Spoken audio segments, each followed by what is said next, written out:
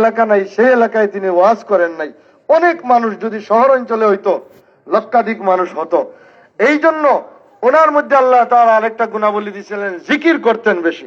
ওনার কণ্ঠ এত সুন্দর দিয়েছিলেন আল্লাহ, শেষ রাত্রে ওনার জিকিরের কারণে ওয়াজের মাহফিল গুলা জাগরিত হতো।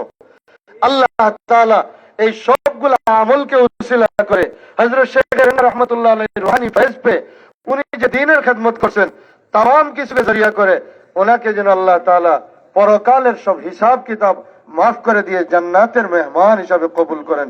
সবাই বলি আমিন। ওনার পরিবার পরিজনকে আল্লাহ তাআলা সবর করার তৌফিক দান করেন। আমার উস্তাদ, সকলের উস্তাদ, লক্ষ আলিমের উস্তাদ আজকে উপস্থিত হযরত শেখ রেঙ্গা রহমাতুল্লাহ আলাইহি লখতে জিগর রেঙ্গা মাদ্রাসার মহাপরিচালক মুহতামিম সাহেব হুজুর আছেন, আরো অনেকেই কথা বলবেন। এ পর্যায়ে সংক্ষিপ্ত কথা রাখবেন জামিয়া মুহিসুন্নাহ মানিকুন্নাহ হাওয়ারতলার মুহতামিম হযরত মাওলানা হিফজুর রহমান সাহেব। আলহামদুলিল্লাহ ওয়া কাফা ওয়া সালামুন আলা ইবাদিহিল্লাযীনা ইসতাফা, আম্মা বা'দ। আউযু বিল্লাহি মিনাশ শাইতানির রাজীম। বিসমিল্লাহির রহমানির রহিম। কুল্লু নাফসিন যায়িকাতুল মাউত।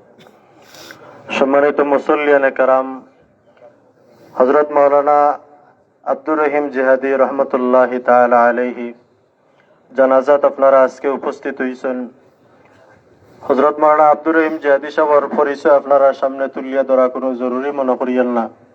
এই অঞ্চলের প্রত্যেক এলাকার মানুষ সকলে আব্দুর রহিম জিহাদি সাহেবরে এক নামেই ছিলেন, জিহাদি সাহেব বলিয়া। আব্দুর রহিম জিহাদি সাহেবের ব্যাপারে বক্তা সকলে বেশ আলোচনা করছেন। তান জীবনের বড় একটা সৌন্দর্য আছিল, তাই সহজ সরল মানুষ আসলা। আব্দুর রহিম জিহাদি সাহেব আপনারা আজকে যে ময়দানে সমবেত হয়েছেন, হাজার হাজার মানুষ, এই মাদ্রাসার প্রথম ছাত্র সকলের মাঝ থেকে মাওলানা আব্দুর রহিম জিহাদি সাহেব একজন।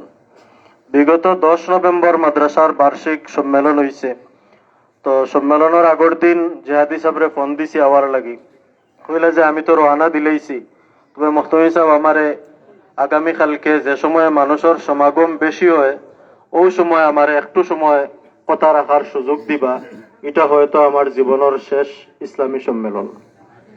তো যেভাবে আসলে জিহাদি সাহেব কইছেন তা নিয়ে আবদারিটার আমরা রাখছি।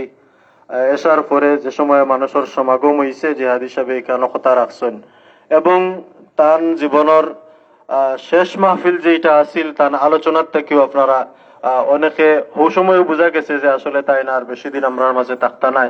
সোশ্যাল মিডিয়াত গতকালকের থেকে আপনারা এই ভিডিওটা বারবার দেখছেন যে তাই সব মানুষের কাছ থেকে বিদায় লইয়া গেছেন। আসলে তাই যেভাবে সহজ সরল আসলা, এইভাবে আল্লাহ তাআলা তাই দুনিয়াত ওভাবে জীবন বছর করছেন। তার জীবন যেভাবে সহজ সরল আছে